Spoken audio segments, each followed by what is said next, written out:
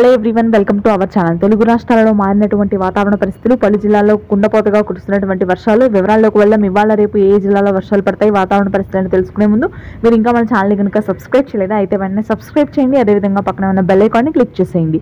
ఇక లేట్ చేయకుండా వివరాల్లో కనుక వెళ్ళినట్లయితే తెలంగాణ జిల్లాలకి రానున్నటువంటి 24 గంటల పాటు భారీ వర్షాలు నమోదవుతాయని వాతావరణ కేంద్రం వెల్లడించింది.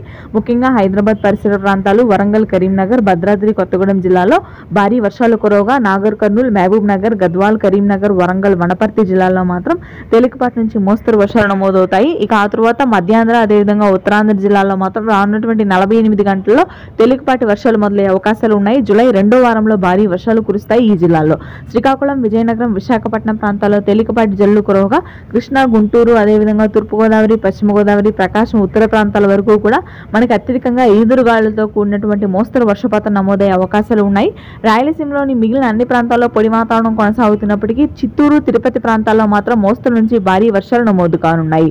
ప్రస్తుతానికి మోస్తరుగా కురుస్తున్నటువంటి వర్షాలు మరింతగా పెరిగే అవకాశం ఉంది రానున్నటువంటి 48 గంటలు. ఇది ప్రస్తుతానికి ఉన్నటువంటి latest weather update. Thanks for watching this video. Please do subscribe.